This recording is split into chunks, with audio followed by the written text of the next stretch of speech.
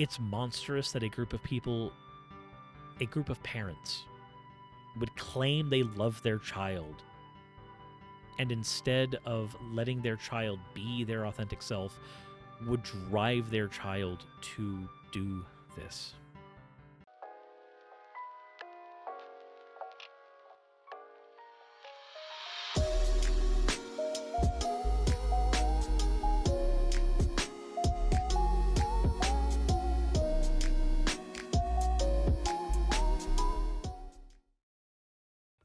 All right, guys, I'm just going to jump into this one. I'm not prepared to do this one. Nobody else is prepared for this one. It does happen to be on the day that I am stuck in the Sonic 1Z because chat won the thing from last stream. But I always do my presentations in the Catgirl avatar anyway, so this hopefully isn't taken away from anything. There is something that I am going to say, though. I am not going to be doing redeems on this video. I will not be doing fan art on this video. I will not be doing anything that I normally would be doing on this video, because what we have to talk about is very, very, very, very dire. And it's not an easy thing to talk about. This is a content warning. We are going to be talking about, yes, weird content warning, suicide. Trigger warning, suicide. Specifically as it pertains to trans people, specifically as it pertains to trans people whose parents have tried to force them to detransition. If that is a sensitive subject matter for you, I completely understand. This is probably a time for you to go ahead and hop off of the video, hop out of the stream, mute the stream if you're watching live. That's what you feel like you need to do. Understandable. This is a good time to head out. We've covered some hard topics already, and I'm going to try to lighten the mood on the stream when we're done. But this is not going to be an easy thing for me to talk about, because there are people, as you know, that are very, very close to me in my life that, well, I don't need to get any further into that. How many of you know of a person who went by the name on Twitter, Eden Knight? I did not. I did not know much about this person, but a lot of my friends knew them. Twisty and Merrick and others, they knew them better than I did. I'm speaking about this because this is a person who many people knew and loved, and it is a subject that is way more near and dear to my heart, especially in these last few months, than possibly could be. We are going to be going over the suicide note that Eden left, because it reveals something that I think needs to be talked about more when we talk about the final stages of cruelty that people tend to resort to when it comes to trans people. When they try to get them to detransition, when they try to get them to not live as their authentic selves. The lengths to which some people will go to make that happen, well, Eden's experiences will hopefully shed some light on that. It says, final message. Hi. If you're reading this, I have already killed myself. I have given life every opportunity, and I have given myself every chance to get better. But I couldn't do it, and I wasn't strong enough. I don't think there was a universe where I was ever strong enough to survive this. Why? Sometime in summer, I was contacted by Michael Bacalico, a cybersecurity guy, through an IRL friend who claimed he was a fixer and wanted to fix the issues that were between me and my parents. I thought this was impossible. I'm transgender, and they are strict conservative Muslims. But I decided I would give it a shot because it can't hurt, right? Over the next couple months, I had Michael Polico and his associate Ellen. These calls we took seemed innocuous and honestly pretty helpful. It was mainly questions about my safety and whether I had my needs met at the place I was staying at.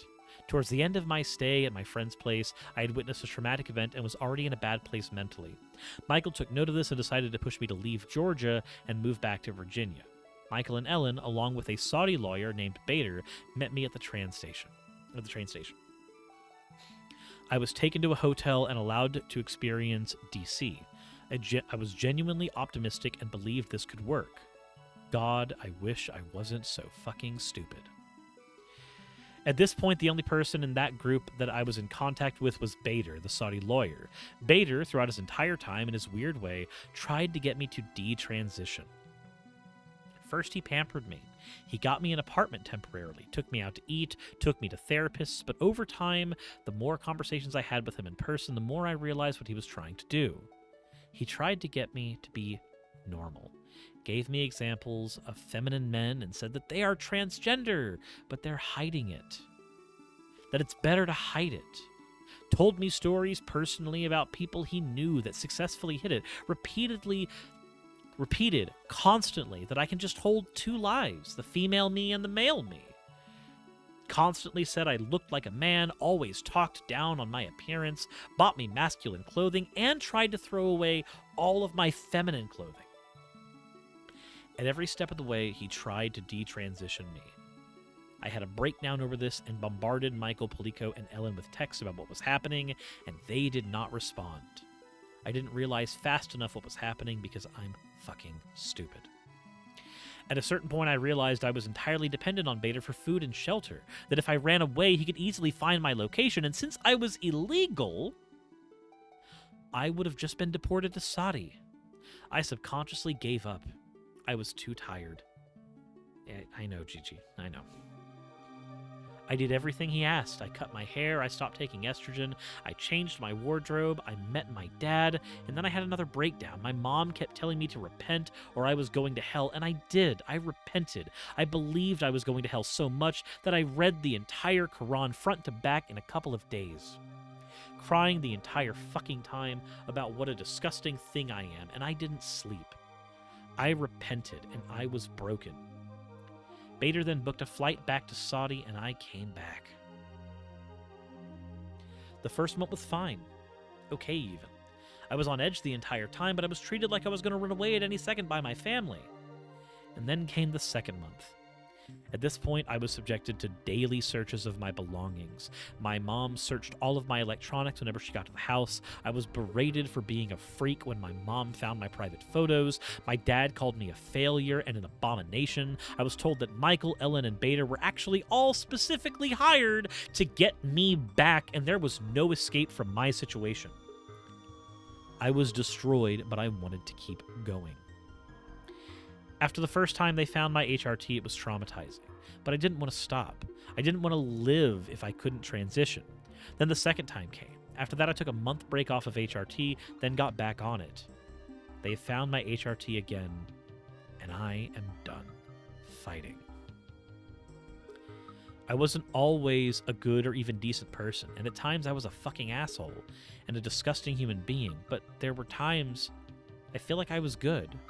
I don't understand why I was given this life with these circumstances. Every day hurts. Every second stings. I have tried to kill myself in the past, but every time I was still holding on by a thread somewhere deep inside me, and I think that's why I survived them.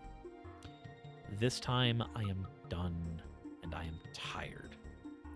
A message to the people I love.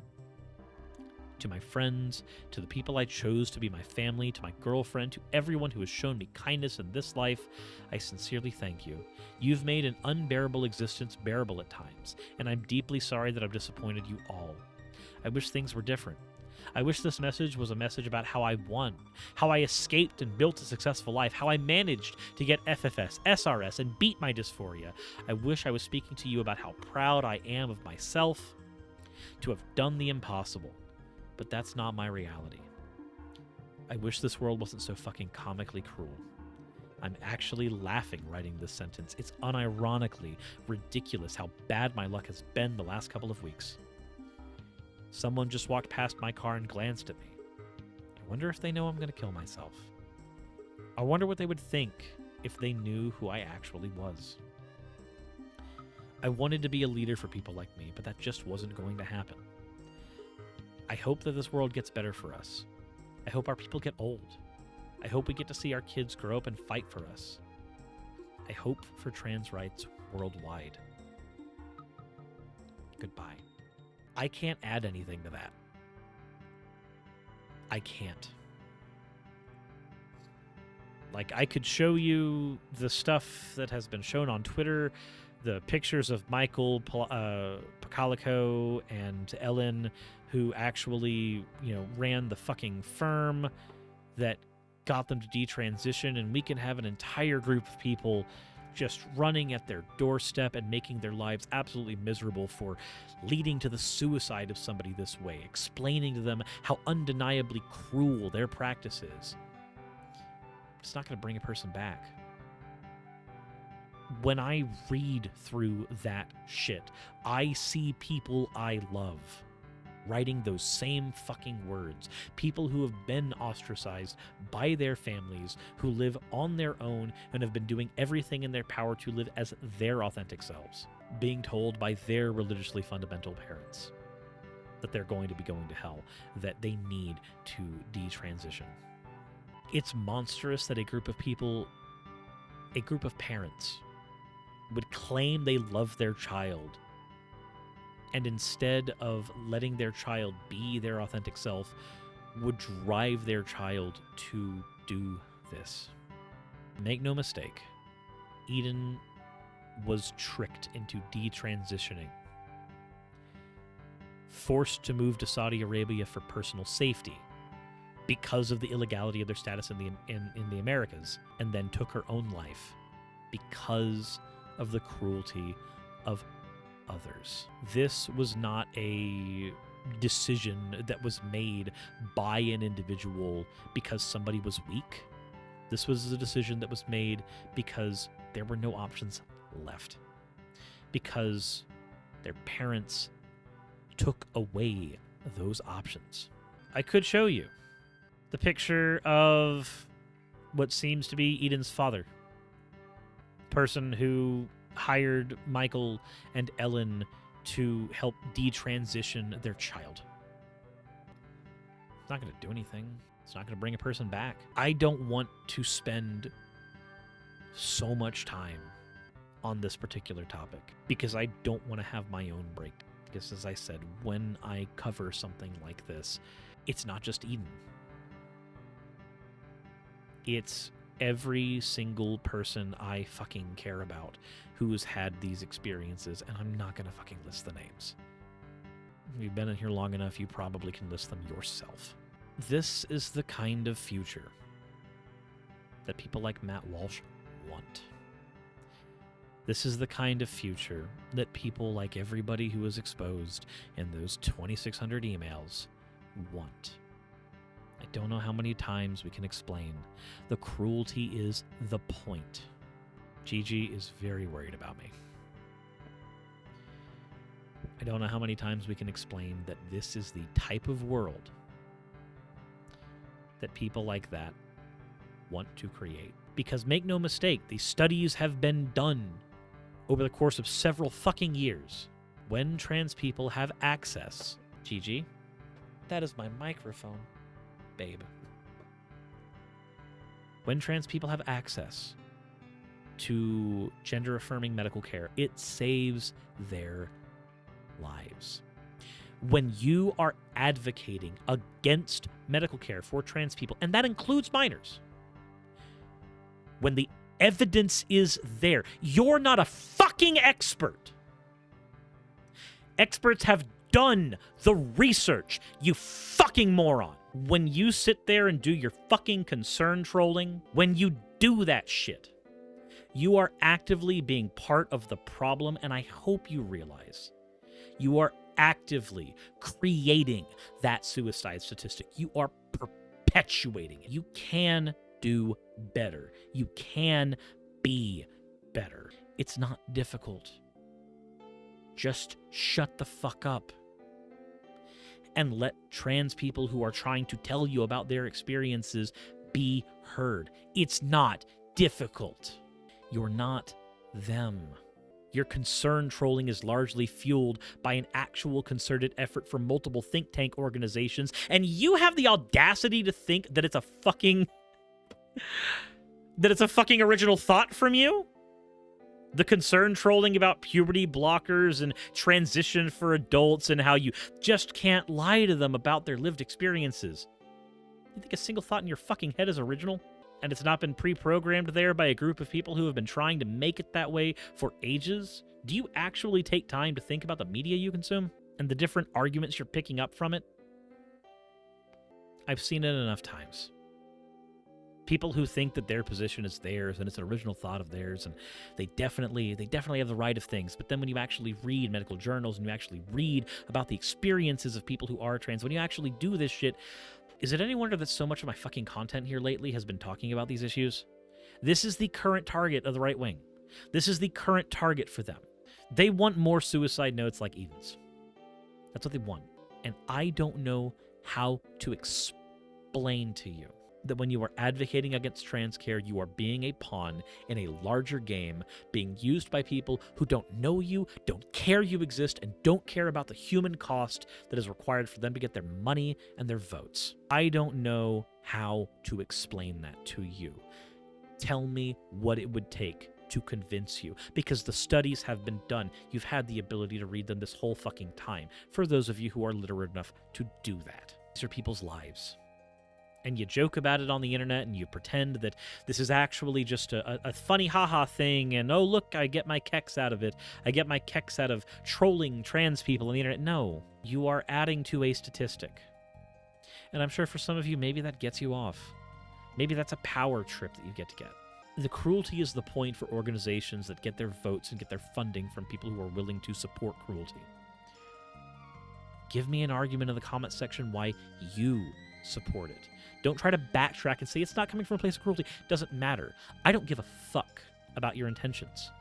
Your intentions don't matter. The end results of your actions matter. The end results of your actions are cruelty. So I need you to give me an argument. Give me a reason why that cruelty is okay. Give me a reason why it's something that you can do day in and day out on the internet or to your friends or to your family. Statistically, it has been shown that creating a supportive environment for people who are trans keeps them alive.